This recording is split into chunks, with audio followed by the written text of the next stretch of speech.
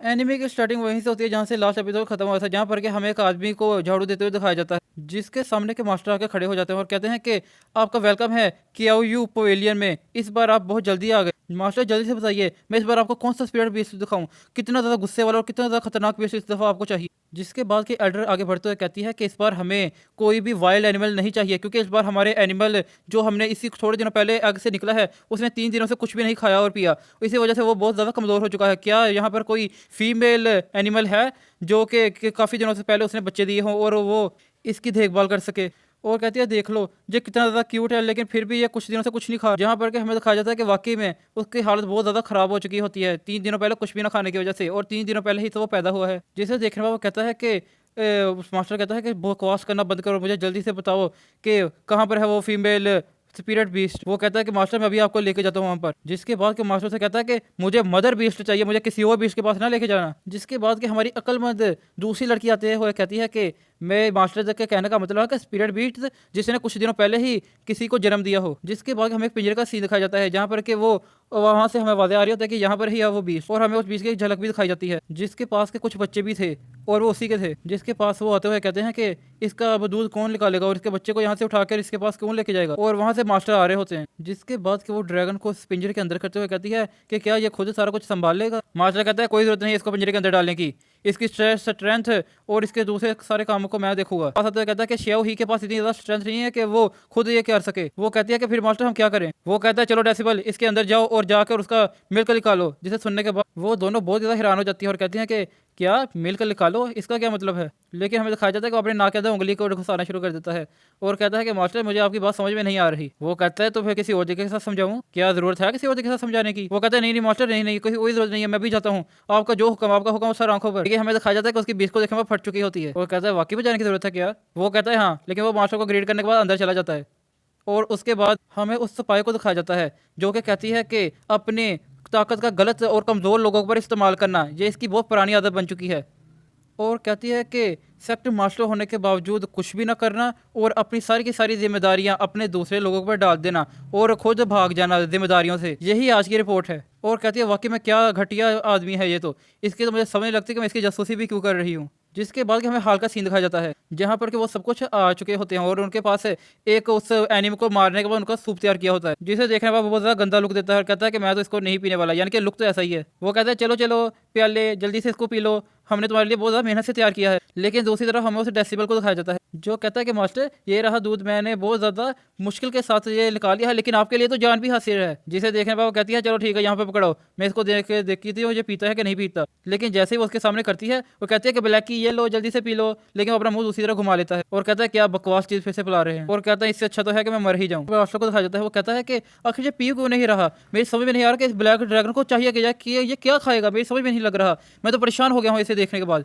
जिसके बाद कि हमारा अक्लमंद जो डिसाइपल है वो कहता है कि मास्टर दरअसल यूजुअली तौर पर जो मॉन्स्टर होते हैं वो आम तौर पर फ्यूरियस बीस्ट और दूसरे आम प्रे जैसे एनिमल को खाना पसंद करते हैं। जिसे सुनने के बाद हमारा मास्टर कहता है कि अच्छा ऐसी बात है, और उससे आगे वो डिसाइपल बताता है कहता है कि लेकिन ये स्पिरिचुअल फ्रूट और हर्ब को भी ईट कर सकते हैं। और मज़ीद आगे बताते हुए कहता है कि एंसेस्टर ब्लैक ड्रैगन ये यकीनन से बहुत ही ज़्यादा एक्सट्रीमली एक्स्ट्रा ऑर्डिनरी आइटम है आपकी। वो कहता है बात तो सही है, लेकिन दूसरी तरफ हमें उन दोनों लड़कियों को दिखाया जाता है जो कि बिल्कुल परेशान हो चुकी होती है और कहती हैं कि ये क्यों नहीं खा रहा है, मैं परेशान हो चुकी है इसे देखते देखते। वो कहता है फिक्र मत करो, मेरे पास कुछ हर्ब्स और फ्रूट बचे हुए हैं और कुछ पिल्स भी हैं। जिसके बाद के सेक्ट लीडर उसको धमकाते हुए कहता है कि अगर तुम्हारी बात सही ना निकली तो अपना अंजाम देख लेना, मैं तुम्हें जिंदा नहीं छोड़ूंगा। वो कहता है मास्टर जो हुक्म आपका, आप जब चाहे मुझे मार दीजिएगा, इसकी मुझे कोई परवाह नहीं है, लेकिन बस आप इस ट्राई तो करें। उसके बाद वो फोन से अपने आप से अपने पास से काफी सारे हर्ब्स और फ्रूट को बाहर निकाल देता है और कहता है ये लो फिर, और फोन से उसके सामने पेश कर देता है काफी सारे तालिस्मान फ्रूट्स पिल्स और किताबें। मुझे समझ नहीं लग रही किताबें क्यों दी हैं, लेकिन हमें दिखाया जाता है कि वो बीच फौरन से तालिस्मान पर झपट्टा मार देता है और कहता है कि मजा ही आ गया ये खाने के बाद। तो वाकई में इनका ज़ायका तो बहुत ज़्यादा कमाल का है, इतने ज़्यादा एक्स्ट्रा ऑर्डिनरी टेक्निक्स और फ्रूट्स। लेकिन हमें दिखाया जाता है कि उसकी आंखों में कुछ होना शुरू हो जाता है और वो जिसे देखने के बाद वो लड़की कहती है वाकई में ये तो वाकई में एक एक्स्ट्रा ऑर्डिनरी चीज़ कर रहा है, ये तो कोई भी एनिमल नहीं करता, ये तो इतना ज़्यादा पावरफुल ड्रैगन कैसे हो सकता है।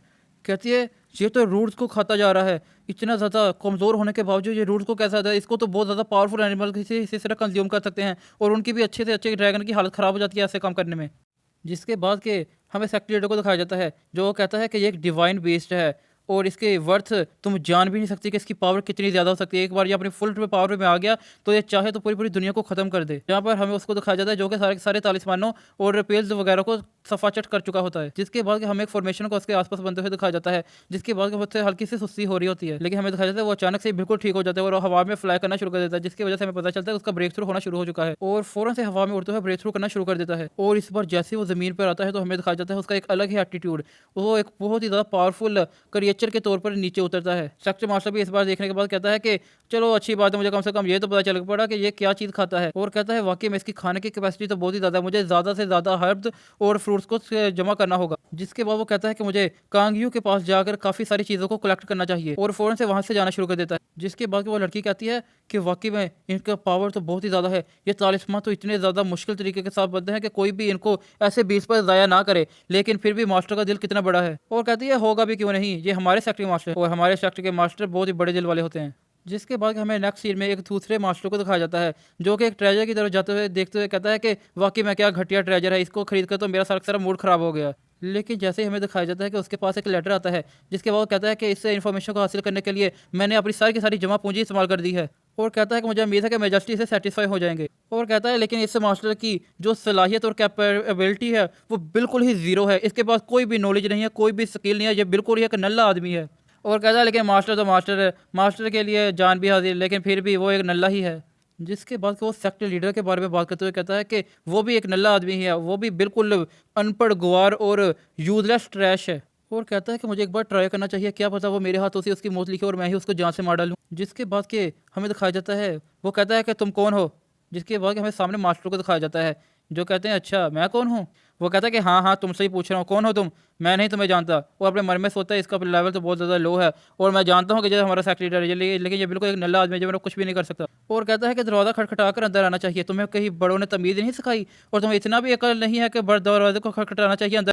और कहता है कि तुम्हें अकल होनी चाहिए थी इस चीज़ की कि अपने से ज़्यादा पावरफुल आदमी के सामने जब आते हैं तो उससे इजाज़त लेकर आते हैं, इसी तरह मुंह उठा कर ही सामने आ जाते। लेकिन हमारा सख्तमा उसकी बकवास की तरफ तवज्जो ना देते हुए कहता है कि मैं तुम्हारे पास यहाँ पर कुछ तालिस्मान लेने के लिए आया हूँ, तुम जल्दी से मुझे वो पकड़ा दो।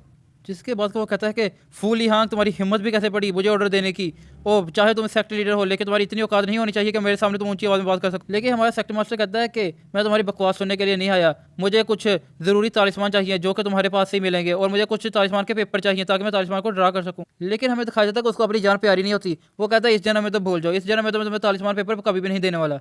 और दूसरी तरफ मुंह को घुमाते हुए कहता है कि चाहे सेक्टर मास्टर ने के पास डिवाइन ट्रेजर है जिसकी वजह से वो काफ़ी ज़्यादा पावरफुल हैं, लेकिन मैंने उन तालिस्मान को ड्राइंग करने में अपनी काफ़ी ज़्यादा स्पिरिचुअल पावर और काफ़ी ज़्यादा सख्त मेहनत की है, मैं किसी भी नल्ले आदमी को वो तालिस्मान नहीं दूंगा। और कहता है कि अगर पुराने मास्टर भी जिंदा होते और वो भी मुझसे कहते हैं कि मुझे अपने तालिस्मान दे दो तो मैं भी उनके मुंह पर इनकार कर देता कि मैं तुम्हें जब वो नहीं दूंगा क्योंकि मैंने काफ़ी ज़्यादा सख्त मेहनत की है। जिसके बाद हमारा सेक्टर मास्टर उसके सामने पोलाइटली कहता है कि तुम दे रहे हो कि नहीं दे रहे, क्या तुम्हें समझ नहीं आ रहा। लेकिन वो एरोगेंट बनते हुए कहता है कि अगर मुझे ओल्ड मास्टर भी कहते तो मैं उन्हें नहीं देता, तो तेरी औकात कैसे पड़ी मेरे सामने बकवास करने की। लेकिन हमारा सेक्टर मास्टर कहता है कि तुझे शायद तीसरा रूल पढ़ा नहीं है कि अपने प्रिंसिपल्स को यानी कि अपने जो असूल होते हैं उन पर पूरा होना चाहिए। तेरा काम यही है कि तू लोगों की मदद करे और जो लोग तुझसे आके मांगे तो उनको दे दे, और मैं तो यहाँ का सेक्टर लीडर हूँ, तेरी हिम्मत कैसे पड़ी मुझे मना करने। और कहता है कि तीसरा रूल यही है कि अपने से ज़्यादा पावरफुल की हमेशा कदर करो और उसकी हमेशा बात मानो।